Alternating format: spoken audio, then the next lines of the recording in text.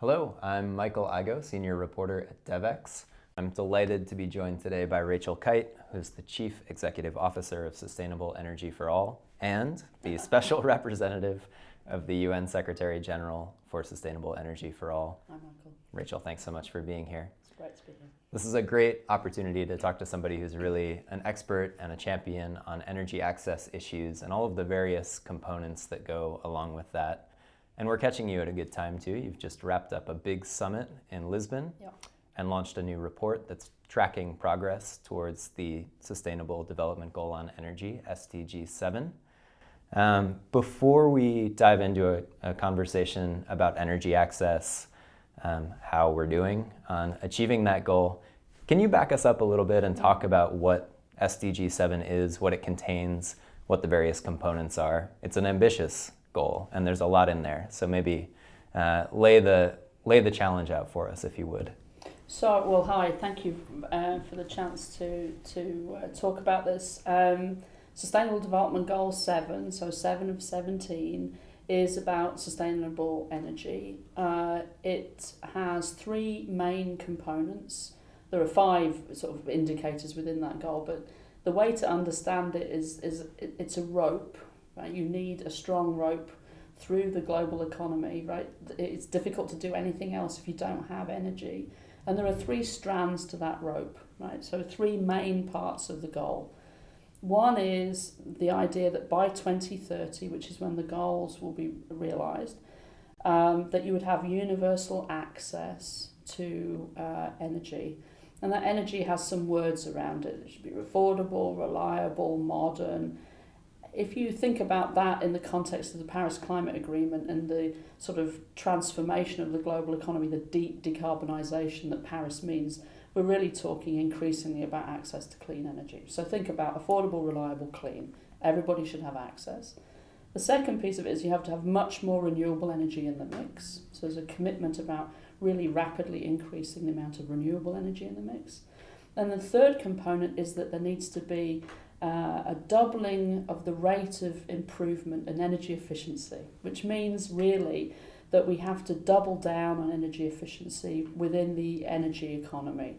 So we need to have a much more energy efficient system, much more renewable energy in the mix, and that energy system has to serve everybody. If those 3 things can be done together, then we have sort of an engine for the economic transformation that all the other goals require and that the Paris Agreement requires. Right, and it's your small task of making sure that all of that happens. Well, the remarkable thing about SDG 7 actually is it came about because of this mass movement really that had been generated in the years before of business and communities and governments that were sort of basically saying, why is energy not understood as a development issue under the Millennium Development Goals, the precursors to the Sustainable Development Goals? And Ban Ki-moon, the then Secretary General, was like, I don't understand why energy isn't a bigger issue for the UN because I grew up without energy and let me tell you, you need it in order to prosper. And so coming out of the goal, there is an extraordinary array of people around the world trying to secure sustainable energy for all. Great. You used the phrase, when the Sustainable Development Goals are achieved in 2030. But it's not entirely a sure thing, right? I mean, no. You've got some research out there and a new report, an energy progress report that you released at the Sustainable Energy for All Summit in Lisbon last week. And frankly, it's a pretty mixed bag in terms of progress. 674 million people are set to still be living without electricity by 2030. 4 million people currently die every year from indoor air pollution as a result of dirty cooking fuel. Mm-hmm. And 2.3 billion people will continue to use traditional cooking methods in 2030. And the share of modern renewables is only set to be about 15% of the energy consumed in 2030 on current trajectories. And I'm telling you the results of your own report. So preaching to the choir a bit. But did it surprise you, these findings, or are these just the hurdles that inevitably come with setting ambitious targets? No, I don't think I was surprised, but let's talk about inevitability. So we work with a set of data partners around the World Bank, the International Energy Agency, IRENA, which is the treaty body for renewable energy, WHO, and many others, right? And they work together to bring all of their data sets together to be able to track progress. And, that happened under our auspices, and we spend a lot of time trying to understand the data and interpret the data.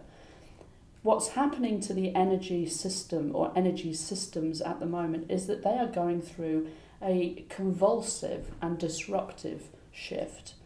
The energy systems that we all grew up with in the developed world, or I grew up with, and we experience here in the US, are centralized energy systems where large-scale power plants, mainly fossil fuel powered, pumped up, electrons into wires, and those wires went as far as we were prepared to build or pay for, right?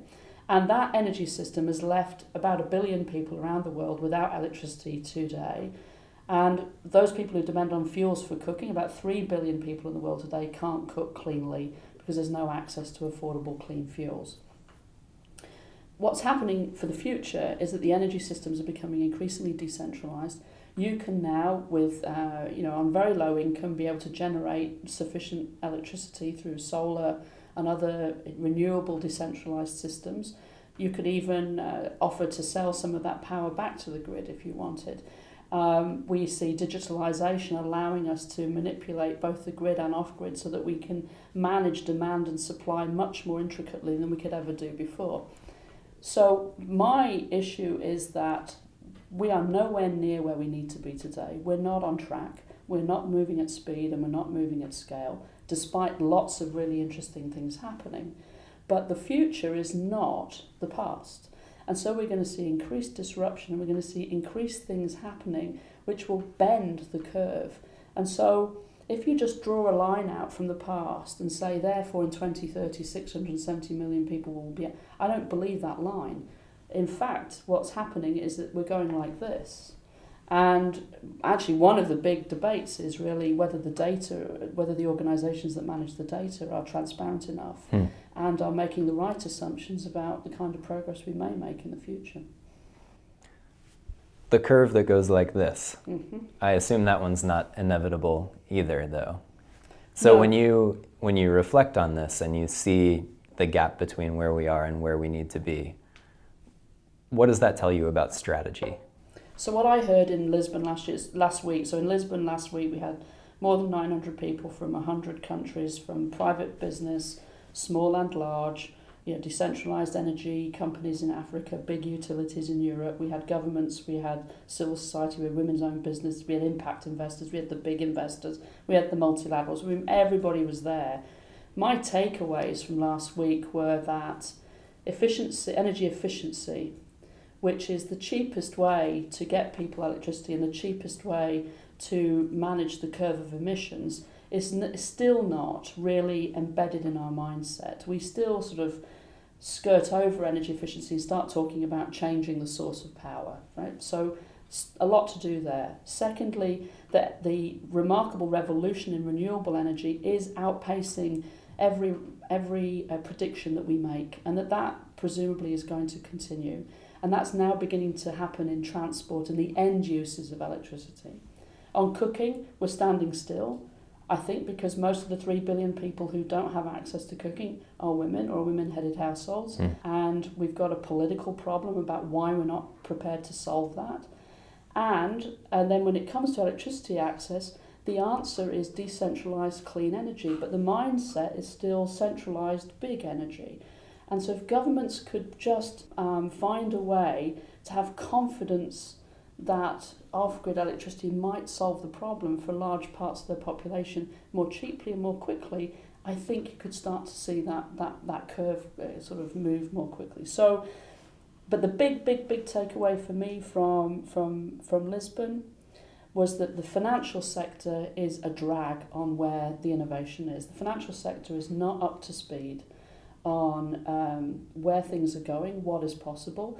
So multilateral finance is too conservative. By that I mean the multilateral development banks. Mm-hmm. Bilateral development finance is too conservative, not risk-taking enough. That's the aid money that you and I pay for through our taxes if we live in the developed world.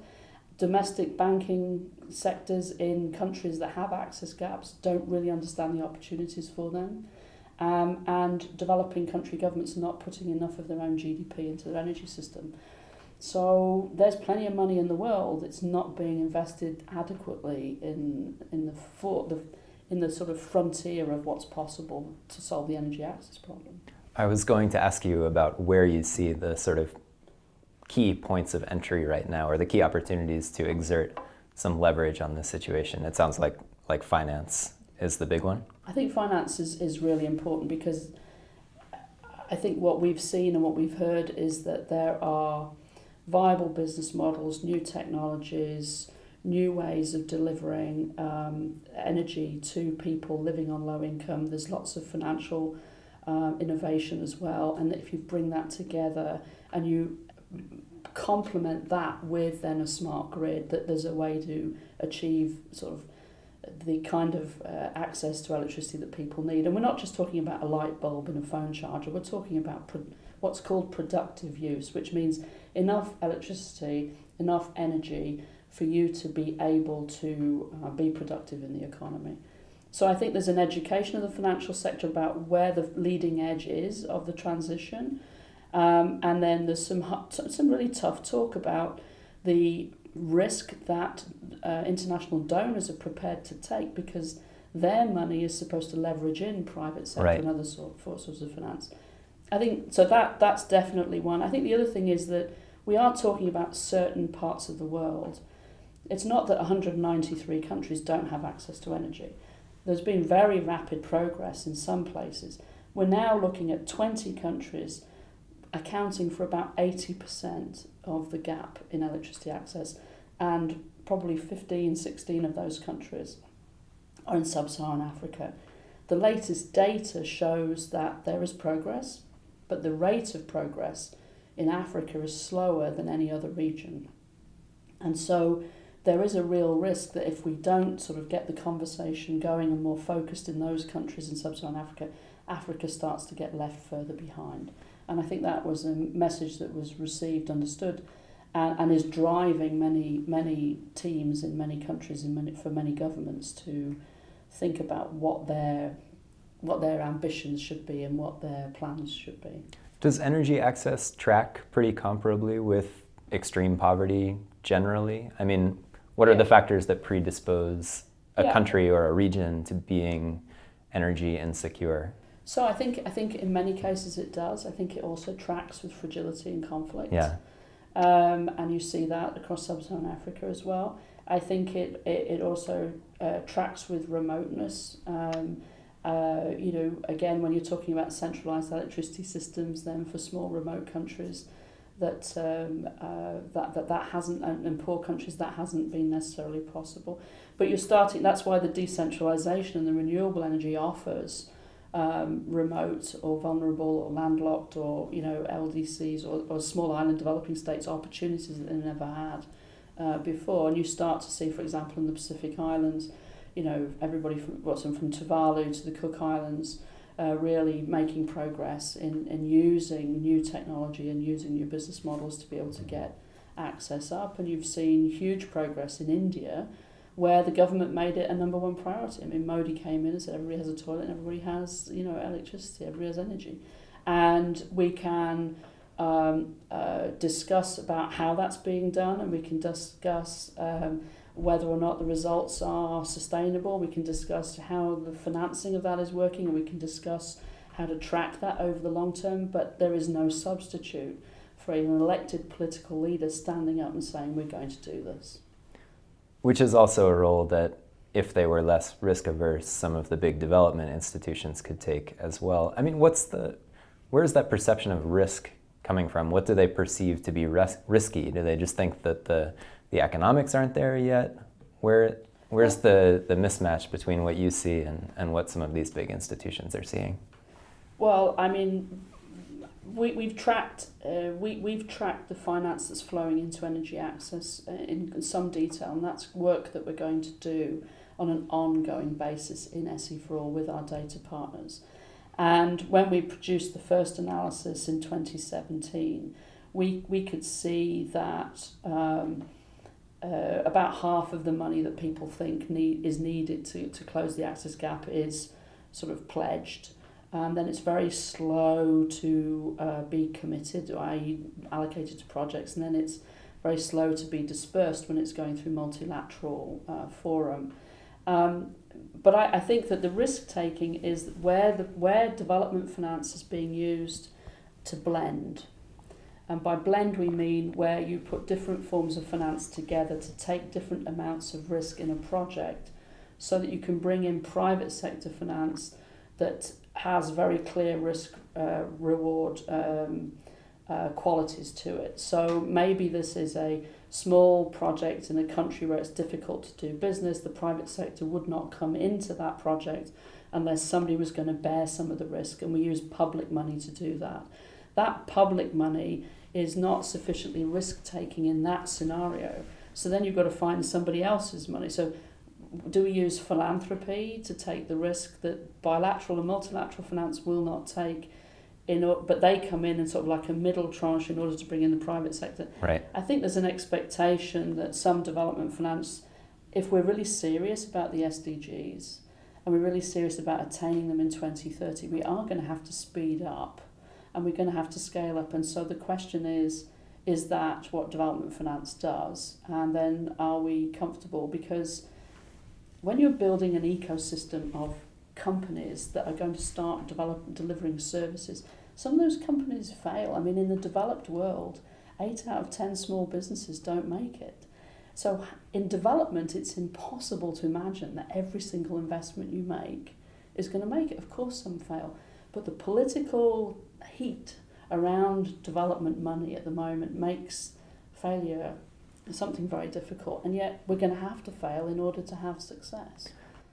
The political heat, it would seem to me, is also intensely focused on energy issues at the moment. Mm-hmm. Well, that's on the other end, right? Which kind of energy, right? Yeah. I mean, there are a lot of vested interests in this space. There's a political economy of energy that's difficult to change. To what degree is that inhibiting progress or transformation from the development perspective in particular? So I think that most countries want to get the cheapest, most reliable form of energy into their grid, and then to extend that to everybody, whether it's by densifying the grid or going by with off-grid options. You're right in that there is a whole mindset, a culture, and then an industry around fossil fuel generated power into those grids. The multilateral and bilateral development finance has basically retreated away from coal, and increasingly has I think a lot of scrutiny about when it's going to do oil and gas. Mm-hmm. And the World Bank announced in December last year it wasn't going to do any more upstream oil and gas, and I think people are trying to work out what that really means and how they interpret that commitment. But what we do see is that for a number of fast-growing economies that have real needs to install more power quickly, they're asking the question, well, what do you want me to install? I mean, do I do hydro? Do I do modern renewables, solar and wind? And how does that supply enter into my grid? And there are technical issues around that. Or can I go and get from somebody who will finance it, a coal-fired power plant, and then that's the technology is proven, it's quick to do, it's reasonably cheap because it's coming with a subsidy. The people who are offering to build that plant will offer to do it or to lend you the money to do it. So we're seeing a number of pressure points for like Vietnam, for Bangladesh, for Pakistan, countries like this, a real planning issue right now. I can do this or I could do something else, but where's the financing from that? And so I think rather than sort of just saying, no, you may not, we have to sort of say, and here's the financing, right. And here's the capacity to do what you choose. But I think what's really important is that for least developed countries that have an access issue, building independent power plants, coal-fired power plants, because coal is cheap and therefore helps you end poverty, that is nonsense. And that is a message that is being put out by the industry, by parts of the industry, and it's self-serving. When you take in the full cost of coal, which includes the human health impact of particulate matter and soot, etc., it is not the cleanest, cheapest version, a way to close the energy access gap. In fact, off-grid is cheaper and easier in many cases. That coal-fired power plant, working with a grid that doesn't reach a village is not going to start reaching the village. You've still got to invest in the grid extension. And so when you take in the full cost of the health impacts, you take into the full cost of the fact that that coal-fired power plant is not going to be as economic as something else probably within a decade, then I think that there's plenty of evidence that for least developed countries, they don't want to go that way. And in fact, what we hear is we don't hear demand for that. And we hear demand for help in working out how to complement the grid with distributed, how to make sure that they could use hydro with solar, how to exploit geothermal, what are the wind resources, so if people are looking at a complementary energy mix which will be clean, help their cities grow without air quality problems, and help them avoid potential stranded assets. That demand that you're talking about, you're seeing that come from governments or from organizations that are working on energy access issues? I mean, who's asking for those solutions? Of the above. I mean, we had a number of governments from countries that have sizable energy access gaps in Lisbon last week. And, the Rwandan government, which had up until fairly recently a plan for electrifying Rwanda that was basically about getting 100% access through the grid, has changed that plan now. And now has a plan which basically, it comes out with about 55% of access will come from the grid and about 45% will come from distributed energy. It's changed its plan based on technology, price, quickness to execute, and the ability to get a good service for its population. And you're starting to see that replicated. So the plans that are coming forward now from governments are what we call integrated plans. So integrated different sources of power and integrated between grid and decentralised energy.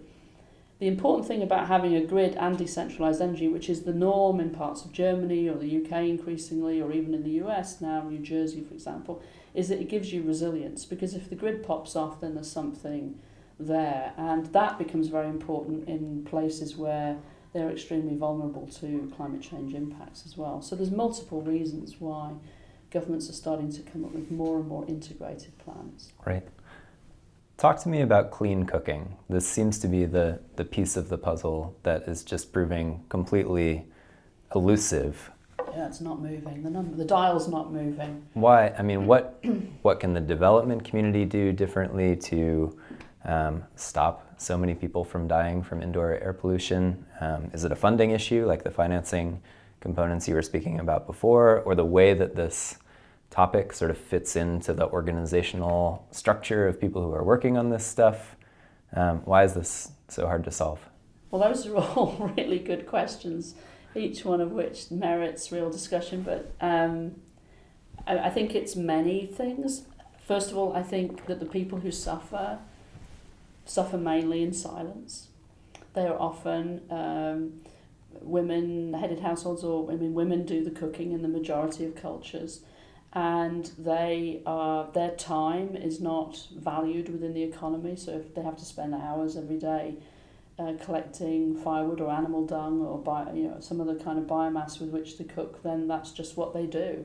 And it's been on what happens to the economy when they could spend 5 hours doing something else has been unrealised and therefore never really valued, and therefore it's not really a problem, is it? Secondly, I think that there is, because it has a female face on it, I think it doesn't get onto the cabinet table and it doesn't become a cabinet priority. We do see that those countries that make it a political priority because the head of state or the head of government has said, I'm going to fix this, things actually move quite quickly. Thirdly, it's been a development priority, but it hasn't.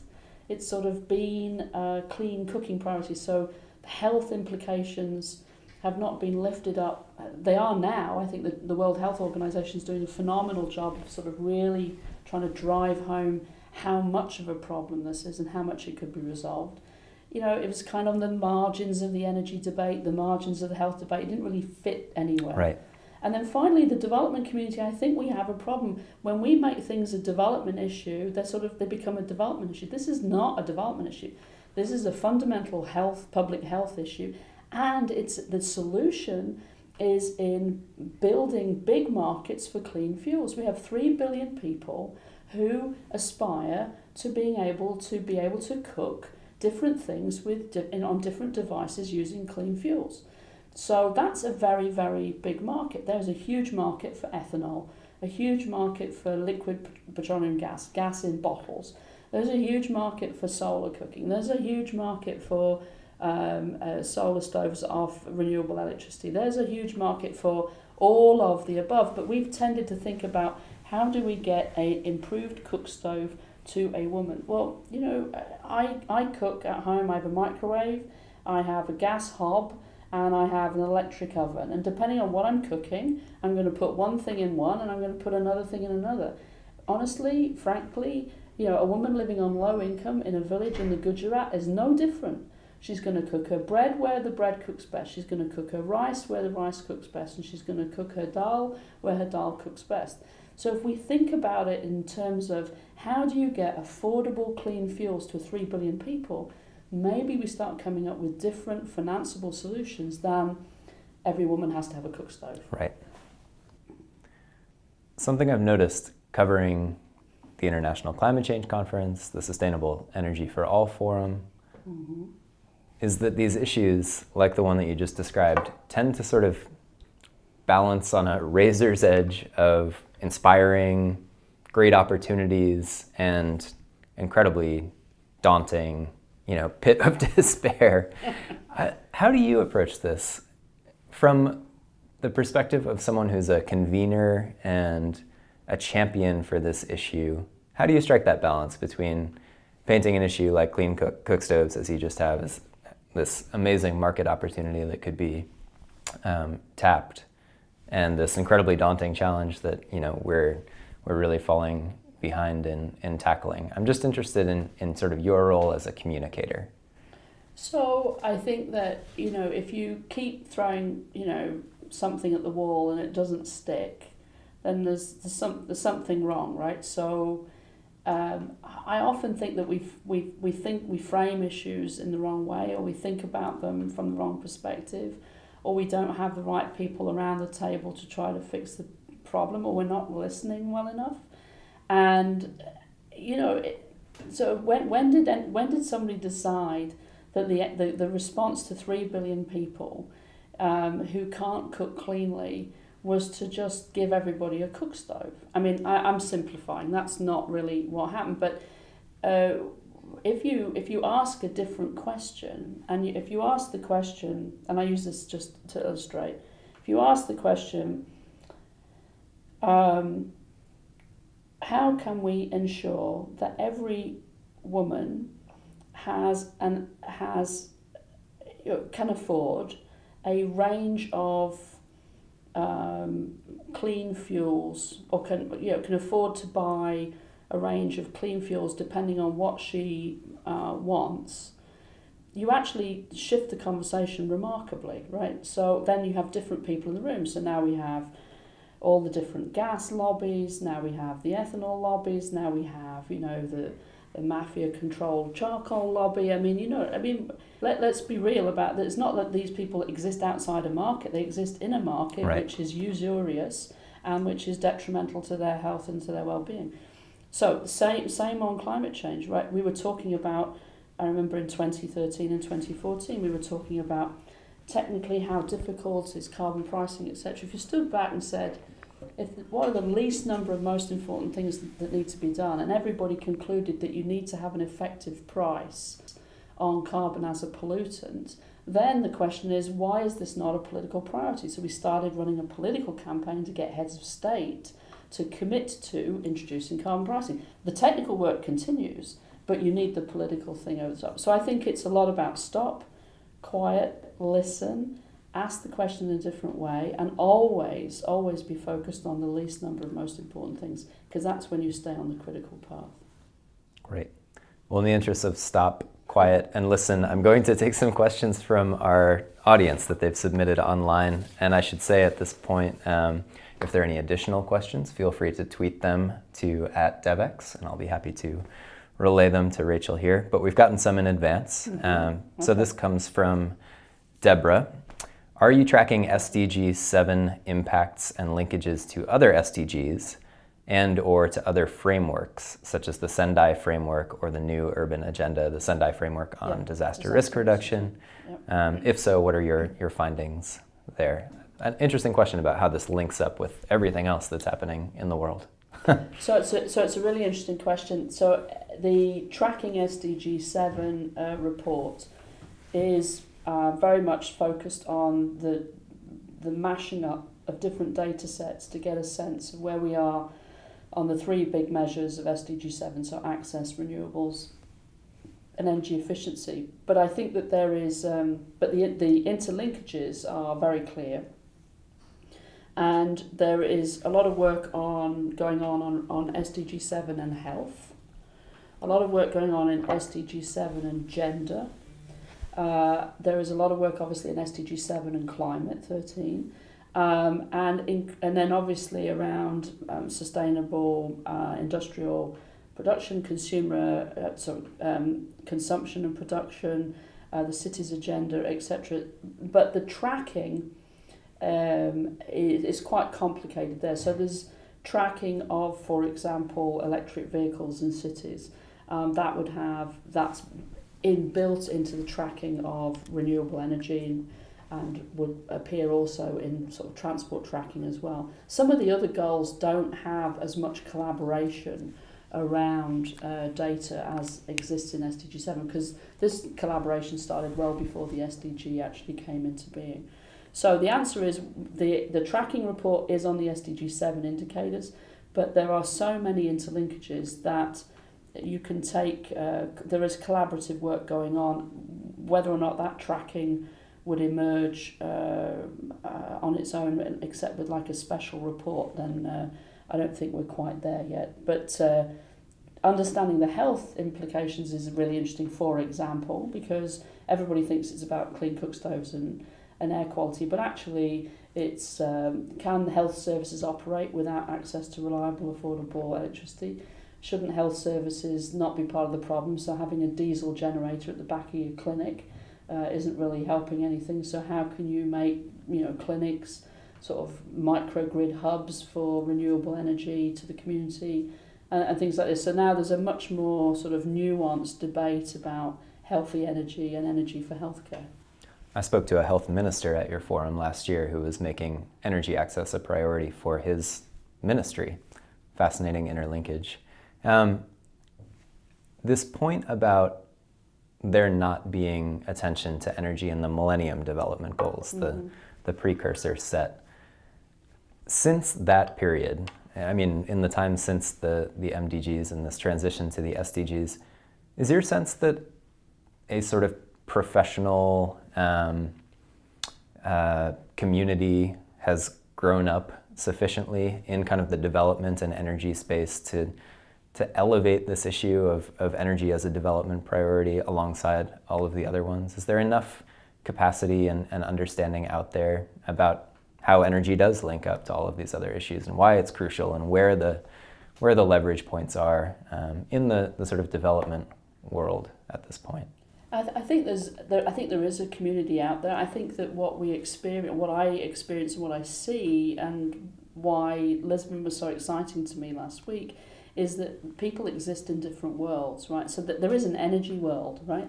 And it has many, many, many different conferences involving energy ministers and big energy utilities and energy companies and every possible sort of dimension of energy. And that energy world, until very recently, never talked about access, is predominantly talking about energy supply, doesn't talk about how to increasingly revolutionise energy by focusing on demand. I mean, that's changing, but that world is that. Then there's the climate change world, which is talking about the emissions that come from the energy system, and that has some of the same people, but some different people.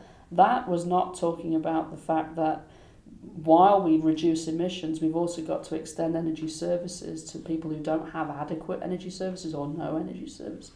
And then there's a whole world built up around renewable energy, with the different institutions again, and that was really about renewable energy per se. It's only very recently that they've started talking about renewable energy being the saviour of the energy access debate, right? It is through renewable energy that we can extend energy services cheaply and quickly to people who don't have it.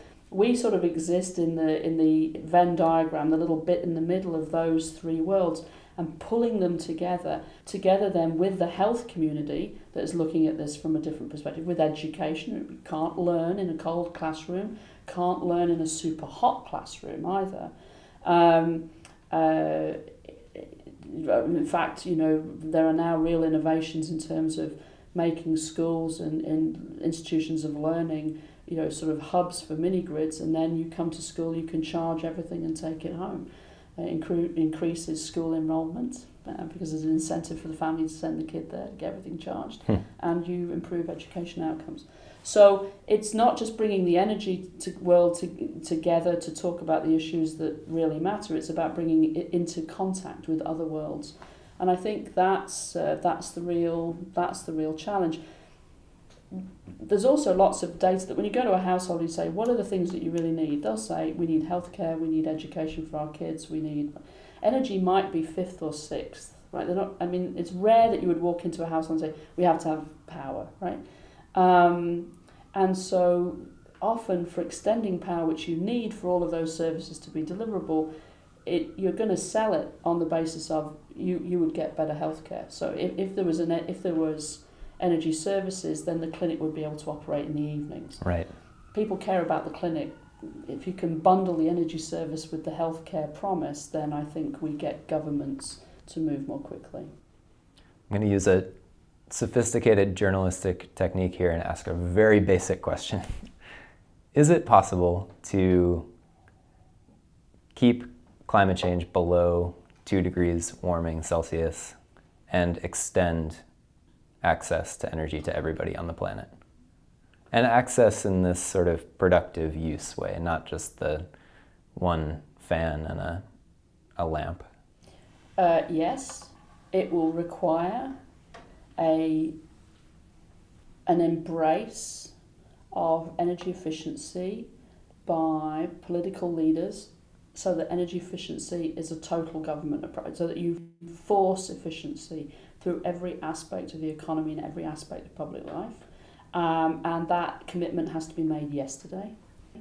Every day we don't do this, we're just leaving money on the table, we're leaving opportunities there, and we're making it more and more difficult for ourselves.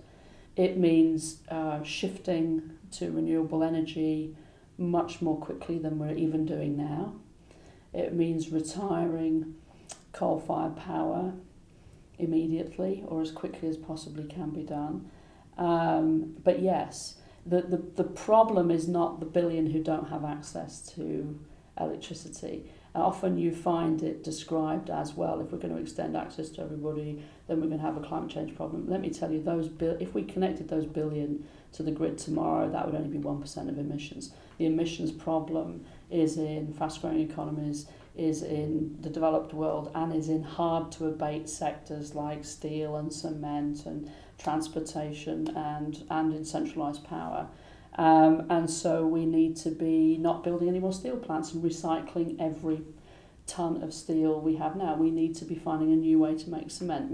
Those are the things which really give us an emissions burden. And of course, those are the other sectors. So it's land use, afforestation, reforestation, and the pieces of the economy that use energy intensively. We've got to start there tomorrow. Paris was only possible because we made a political commitment to leave no one behind. If we said that we were going to reduce emissions by taking care of the 1%, that deal was not on the table. We have a responsibility to live up to the promise made, promise kept, but it's good economics, right? The same people who want the emissions reduced are the same people who don't want mass migration and don't want people coming into Europe because they've got no job opportunities at home. What, you want job opportunities at home? Let's get modern electricity into those villages and towns. Want to take one more audience question? Yep. This is from Bill, who thinks he might have a solution for you. Okay, Bill, answers on a postcard, please. Why are we not utilizing wastewater as a recourse more? The damage untreated wastewater is causing to the environment, human health, and at a great financial cost is an aspect that society seems to not have answers for. Is wastewater, is that a potential resource for energy? I'm not familiar with the technology there. No, me neither. So, Bill, you need to be writing to me, right? All of the information on what we do is on our website, and actually on our website there's an email address which will get to me. Water and energy are very closely interrelated. You need water to create energy. You need energy to pump and store water. And so, but there's some very exciting new possibilities. So, for example, I spent a lot of time last week talking about the efficiency now that's achieved from laying floating solar farms on lakes, reservoirs, storage dams for hydro, and that in fact you can get greater productivity out of a floating solar farm than you can on land right next door for different reasons. So I think that that's just one example of the interlinkage between water and energy. Wastewater, reusing wastewater for water purposes, and then using wastewater or using any form of water in energy production. This is a nexus that is underexploited still. So, but Bill, you're going to write to me if you had something particular in mind, Bill, then write to me. Well, for me, it begs a more general question, which is, you're convening these summits, you're hearing some of these incredibly innovative ideas and in many cases real world examples of what scientists and technological innovators are out there doing. Are those the things that excite you and give you hope, or is it all the sort of boring stuff that we've already known for a really long time that we just need to do? I mean, is the leading edge on technological innovation, or is it just on policy and actually implementing pretty basic solutions? It is all of the above. I mean, I spend a lot of my time sort of saying policy matters, and the people who want the technological silver bullet to come along sort of yawn, but that silver bullet won't be able to necessarily operate at scale in an economy unless the policy table has been laid properly.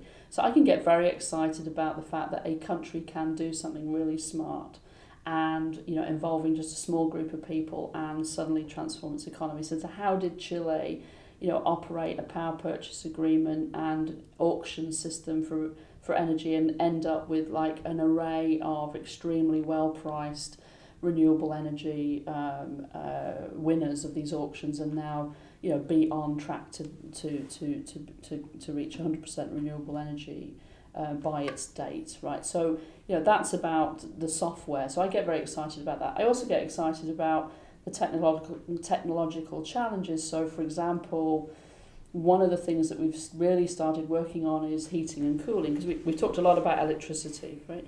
But that's only one part of energy services. So imagine a world which is getting warmer, cities are getting hotter and hotter, and the number of heat stress days is going up. More and more people are living in those cities, in particular in Asia and Africa. And we have to keep energy demand down because of Paris. We have to keep refrigerants so that they don't affect the ozone layer. So we now have a commitment under the Kigali Amendment of the Montreal Protocol to not have HFCs in the economy by certain dates, depending on what kind of country you are. So we now need, and here goes to how do you ask the question, how do you make sure that everyone, no matter their income level, has access to cooling for comfort, for their food, and for their medicine, right?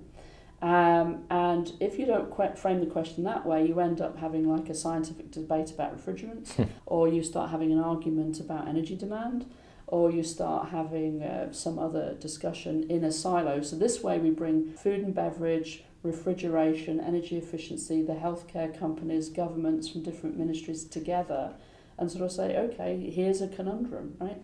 Everybody's going to need cooling. It's not a middle class luxury. If you're living in a city where you can experience 15 to 20 days at 49 degrees centigrade and above, Celsius and above, you are not going to be productive. You're not going to sleep at night. You're not going to be studying well in school. I mean, there's a real economic impact to that kind of heat stress. And of course, if you don't know that that vaccine is safe, and you don't know that medicine's safe, if you don't know that your food chain, cold chain is safe, then we've got other problems as well. So there's a technological fix for that. There's a policy fix for that. There's going to have to be a financial fix for that.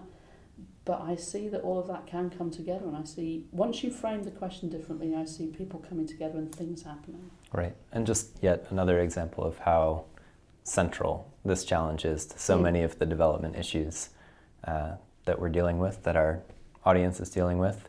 Rachel, thanks so much for coming to talk with us today. It's been a pleasure, and thanks everyone for joining us. Thank you.